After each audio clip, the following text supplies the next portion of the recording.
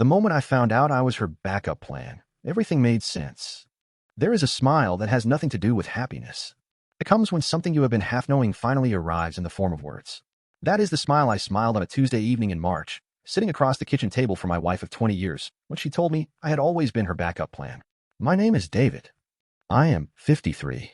I built a career from nothing, raised 2 children, and gave 20 years to a marriage I believed in completely. Before me, there was Marcus, an art dealer. They had been together when Margaret was 25. He wasn't ready to commit. She moved on. She moved on to me. For 20 years, I built a life around her. My architecture practice grew. We had a comfortable home, real security, children I am proud of. Everything looked solid. Then Margaret returned to the art world and ran into Marcus at an opening. I noticed the way she said his name was different from other names. I filed it away in the category of things I was not going to make into a problem. I should have paid different attention. On a Tuesday in March, she came home late and sat across from me with the expression of someone who has made a decision and is afraid of what it will cost. 7 months. She said she was sorry. She said she had not planned it. When she stopped talking, I asked if she loved him. She said she thought she might. Then the exhaustion stripped away the management, and she said the things she had been carrying. That when Marcus left at 25, she had been devastated. That she had rebuilt herself and found a good life with a good man. That the good man was me. That she had loved me. But that she had never entirely stopped waiting to find out if Marcus would come back. She said I had always been her backup plan. I smiled.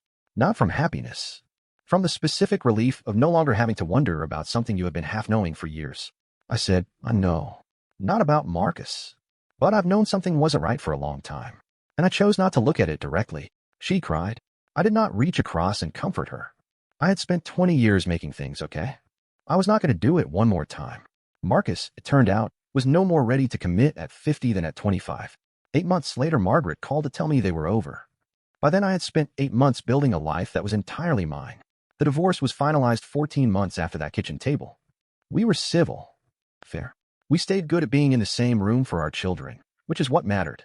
I live alone now in an apartment I have made mine. I discovered I like silence. I discovered my preferences are quite different from what I had been accommodating for 20 years. Being someone's backup plan says something about their story and very little about yours. I was exactly who I was: loyal, devoted, genuinely loving, and those things were real regardless of what they were received as. I smiled because I recognized the truth. 2 years later, I am still smiling. Because now I know who I am, what I am worth, and what I want. For most of the last 20 years, I did not have clean answers to any of those 3 things. That is not nothing.